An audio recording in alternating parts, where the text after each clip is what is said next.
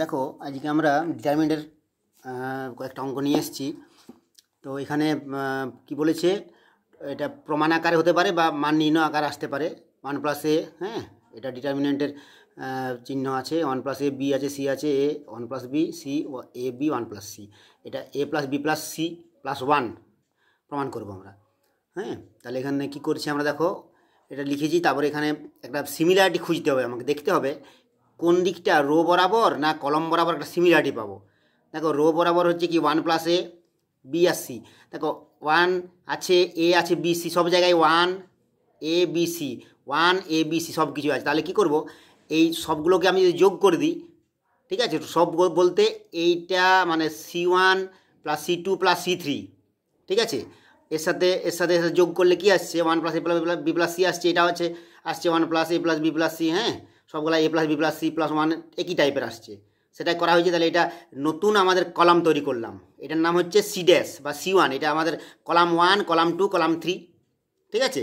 তাহলে সেইভাবে আমরা যদি এটা কনসিডার করি, তাহলে নিউ কলাম 1 মানে c1 ড্যাশ কী করে পাবো না, c1 বলতে এইটা ছিল c1, হ্যাঁ, c1 + c2 + c3। তার মানে কী করে, দেখো এইটা তৈরি হয়েছে কী করে না, এইটা প্লাস এইটা প্লাস এইটা, এই তিনটে এলিমেন্টকে যোগ করলে আমি এটা পাচ্ছি। ঠিক এই নূতন এটা কি করে পাচ্ছি আমরা, বলো, এটা পাচ্ছি না এইটা প্লাস এইটা প্লাস এইটা, ঠিক আছে। ঠিক এইটাও নতুন পাচ্ছি কিভাবে, এইটা প্লাস এইটা প্লাস এইটা করে এটা চলে, বাকিগুলো আমরা আনচেঞ্জ রেখেছি, ঠিক আছে। এইটা এইটা এইটা এবং এটা সেম রেখে দিয়েছি, ব্যাস। এবার দেখো এইটা সবার কাছ থেকে কমন চলে আসছে, ঠিক আছে। তার মানে একটা রো বরাবর, এইটা কলাম বরাবর সবারই আছে এই এলিমেন্টটা, তাহলে এটা কমন নিয়ে নিয়েছি। তাহলে এখানে কমন না মানে 1 1 থাকলো এই জায়গার, হ্যাঁ, আর এটা যেমন আছে, বাস। এটা এবারে 1, এটাকে একটু ছোটো করার জন্য আমরা ক্যালকুলেশনটা কী করছি, দেখো এটাকে অপারেশন করছি, রো অপারেশন করলে সুবিধা হবে। মানে এইটা যেমন আমি রেখে দিয়েছি r2 ড্যাশ 1 1 b c, এটা ঠিকই রেখেছি 1 b c। এইটা নূতন r2 ড্যাশটা কী হচ্ছে, হ্যাঁ, r2 নতুন r2টা কোথা থেকে পাচ্ছি না, r2 - r1, r2 - r1 মানে কি, this minus this, this minus this, this minus this, এইভাবে আর করছি, হ্যাঁ। তাহলে এটা থেকে এটা করলে 0, এটা থেকে এটা করলে 1, এটার থেকে c - c মানে 0।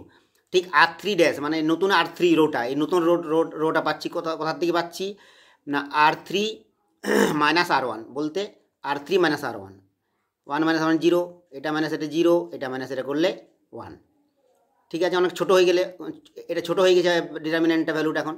এরপর আমরা এটা ক্যালকুলেশন করতে পারবো। এটা যেমন রেখেছি, এটা 1 ইন্টু, আমরা যেমন এটাকে এক্সপানশন করি কীভাবে, এক্সপানশন করার নিয়মটা হচ্ছে 1 লিখে এইটা ইন্টু এটা মাইনাস এটা ইন্টু এটা করেছি। তাহলে সেটা করেছি -b করে নিয়ে এইটা হাত বন্ধ রেখে এই দুটো, এই চারটা থাকছে না কোফ্যাক্টর বার করার মতো, তাহলে 0 × 1 - 0 × 0, এটা 0 হয়ে গেছে। আবার c যখন লিখছি, তাহলে c এবং এইটা এইভাবে বন্ধ রেখে বার করতে হয়, এইভাবে আঙুল রেখে কি থাকছে 0 1 0 0, তাহলে 0 - 0 হয়ে যাচ্ছে, মানে c এর সাথে 0 হয়ে গেল পুরোটা, তাহলে 1 মাইনাস এগুলো পুরো 0 হয়ে যাচ্ছে। তাহলে কি থাকলো, a + b + c × 1 মানে a + b + c + 1 হয়ে গেল। এটা আমাদের প্রমাণ করতে বলেছিল। আচ্ছা, এরপরে দেখো আমরা নেক্সট চলে আসছি, একটা ডিটারমিনেন্টের অঙ্ক দেওয়া আছে। এটা কি বলা আছে, 2 4 5 1 এলিমেন্টগুলো দেওয়া আছে। আর কি আমাদের এটা x6 4 2x, তাহলে এটা এক্সের ভ্যালু বার করতে বলেছে। এটা কিছুই না, জাস্ট ক্রস মাল্টিপ্লিকেশন করে দাও, এটা কোনাকুনি গুণ করে দাও, ডিটারমিনেন্ট ভ্যালু বার করার যেমন নিয়ম আছে, এটা গুণ করে ব্যাপার হচ্ছে যে অপশান যেগুলো 0 +-1 +-2 এবং কিছু কিছু বইয়ে +-3 আছে, ওটা +-√3 হবে, কারণ এক্সের ভ্যালুটা +-√3 আসছে, ঠিক আছে। ওটা তোমরা দেখে নেবে, তোমাদের ওইভাবে আসবে, +-√3 আসবে, ঠিক আছে। আচ্ছা, এরপরে আমি চাইছি আরও কিছু অঙ্ক আছে, সেটার জন্য আমি আজকে একটু তোমাদেরকে আইডিয়া দিচ্ছি।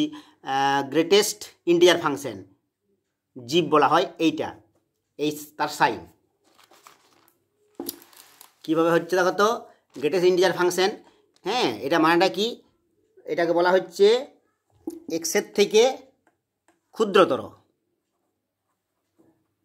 এক্স অপেক্ষা ক্ষুদ্রতর অথবা এক্সের সমান, এক্সের সমান হবে এবং বৃহত্তম পূর্ণ সংখ্যা বা অখণ্ড সংখ্যা, বৃহত্তম অখণ্ড সংখ্যা। ঠিক আছে, ধরো এক্সাম্পল দিলেই বুঝতে পারা যাবে। আমরা যদি এরকম বলি 0.01, এটা কি হবে, মানে 0.01 এটা তো একটা ভগ্নাংশ, তাহলে এমন হবে এক্স থেকে ছোট হবে বা সমান হবে, কিন্তু সব থেকে বড় ইন্টিজার হবে বা বৃহত্তম অখণ্ড সংখ্যা হবে। তাহলে কত হবে এটা, এর থেকে এর ছোট বা এর সমান হবে, তার মানে 0 হবে। হ্যাঁ, যেমন ধরো আরেকটা এক্সাম্পল বলছি, এটা যদি আমরা বলি 0 কত হবে, 0ই হবে। এগুলা তোমার পরবর্তী অঙ্কে কাজে লাগবে। হ্যাঁ, 1-এর ক্ষেত্রে কি হবে, 1ই হবে। আচ্ছা, ধরো তারপরে একটা এক্সাম্পল দিচ্ছি 1.5, এটা কত হবে, তার মানে কি দেখো 1.5-এর থেকে ছোট বা সমান, তাহলে 1 এবং সেটা ইন্টিজার হবে, গ্রেটেস্ট ইন্টিজার। ঠিক আছে, তাহলে কত, 1 হবে। 1.5-এর থেকে 1.5-এর সমান বা 1.5 থেকে ছোট, ঠিক আছে, ছোট এবং সেটা পূর্ণ সংখ্যা হবে, তাহলে 1 হবে। সমস্যাটা কোথায়, মাইনাসের ক্ষেত্রে দু একটা জায়গায় অসুবিধা হতে পারে তোমাদের। 2.3-র জন্য কত হবে, 2.3 থেকে 2.3 সমান বা ছোট পূর্ণ সংখ্যা 2 হবে। এগুলা অসুবিধা হবে না। অসুবিধাটা হতে পারে মাইনাসের ক্ষেত্রে, ধরো -0.1 বলা হচ্ছে, -0.1, ঠিক আছে, তাহলে -0.1-এর সমান বা ছোট কত হবে, -1 হবে। এর থেকে ছোট হবে বা সমান হবে, তাহলে এর থেকে ছোট -1টা, এটা পূর্ণ সংখ্যা আকারে চলে আসছে। ধরো -1.5, ঠিক আছে, এটা কি বলা হচ্ছে, ফাংশনটাকে আবার বলছি, এটাকে ইংরেজিতে বলা হয় গ্রেটেস্ট ইন্টিজার ফাংশন। হ্যাঁ, বৃহত্তম অখণ্ড অপেক্ষক। তাই -1.5 কত হবে, -1.5-এর সমান বা এর থেকে ছোট, তো নেগেটিভের ক্ষেত্রে -2, এটা তো -2টা হচ্ছে 1.5-এর -1.5 থেকে ছোট বা -1.5-এর সমান, এখানে ছোট অর্থে -2 আসছে পূর্ণ সংখ্যা। যেমন হচ্ছে -2 কত হবে, -2ই হবে, এর সমান বা এর থেকে ছোট, তাহলে -2টা -2 হবে। এইভাবে আমরা করব, এগুলো মোটামুটি শিখে থাকবো, তাহলে আমাদের পরের একটা ডিটারমিনেন্ট বা এরকম ম্যাট্রিক্সের ডিটারমিনেন্ট অঙ্কে প্রায় আছে, তখন সেখানে আমরা এটা ইজিলি করতে পারবো। ঠিক আছে, আচ্ছা, এই ব্যাপারে তোমাদের যদি কোনো স্টেপ নিয়ে কোনো বুঝতে অসুবিধা হয়েছে কমেন্ট করে জানাবে। ঠিক আছে, ব্যাস।